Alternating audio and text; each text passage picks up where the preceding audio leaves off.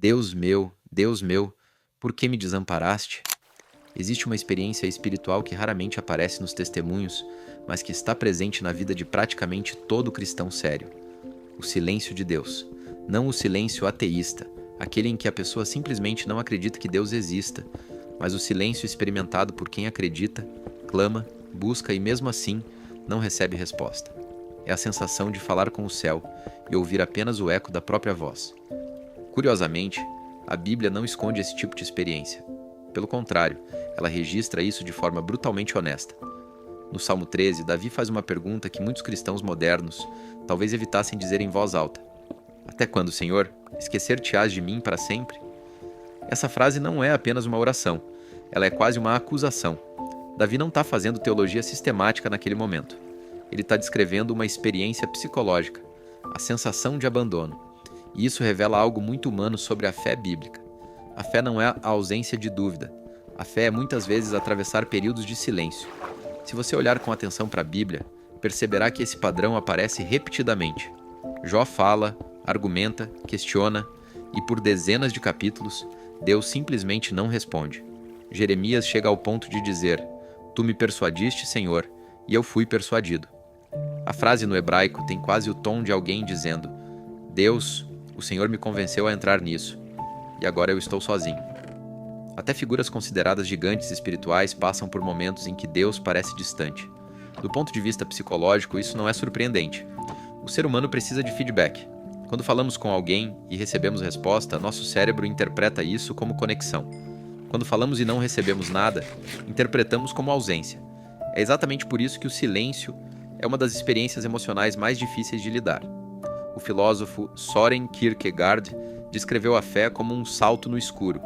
Não porque Deus seja irracional, mas porque a relação com Deus raramente acontece sob condições de absoluta evidência. Em outras palavras, a fé exige atravessar momentos em que Deus não se explica. E isso cria uma tensão muito particular, porque do ponto de vista teológico Deus não está ausente, mas do ponto de vista existencial, ele pode parecer ausente. Essa tensão aparece até mesmo na cruz. Quando Jesus pergunta para Deus o porquê de ele ter abandonado Jesus, essa frase não é apenas um cumprimento de profecia. Ela também expressa algo profundamente humano. Até mesmo Cristo experimenta a sensação de silêncio divino. Isso nos leva a uma pergunta importante. Se Deus é onisciente e presente, por que ele permitiria essa experiência? Existem várias tentativas filosóficas de responder a isso. Uma delas é que o silêncio de Deus impede que a fé se transforme em mera reação automática. Se cada oração fosse respondida imediatamente, a relação com Deus poderia facilmente se reduzir a uma troca previsível: pedido e resposta. Mas quando o silêncio entra na equação, algo mais profundo acontece. O ser humano é forçado a confrontar suas próprias motivações. Eu busco Deus ou apenas busco aquilo que Deus pode me dar? Existe também uma dimensão psicológica importante, a de que o silêncio cria espaço para reflexão. Muitas das grandes transformações humanas acontecem não no momento da resposta, mas no período de espera. A espera reorganiza o coração. Ela expõe ilusões.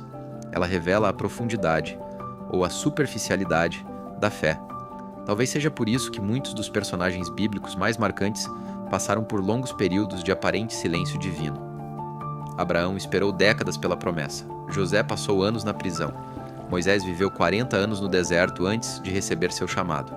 O silêncio, paradoxalmente, parece fazer parte do processo. Não porque Deus esteja indiferente, mas porque Deus não está apenas respondendo perguntas.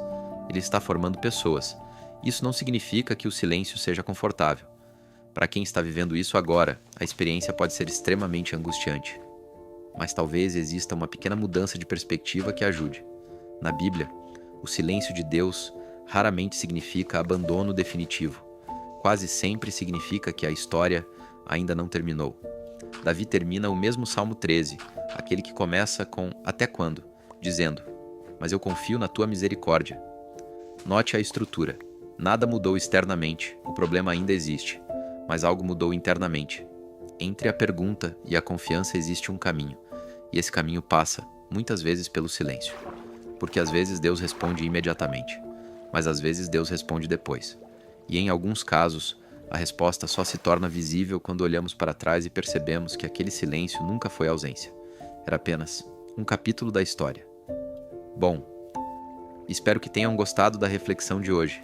Que a graça, o amor e a misericórdia do nosso Senhor Jesus Cristo esteja com vocês. Fiquem com Deus.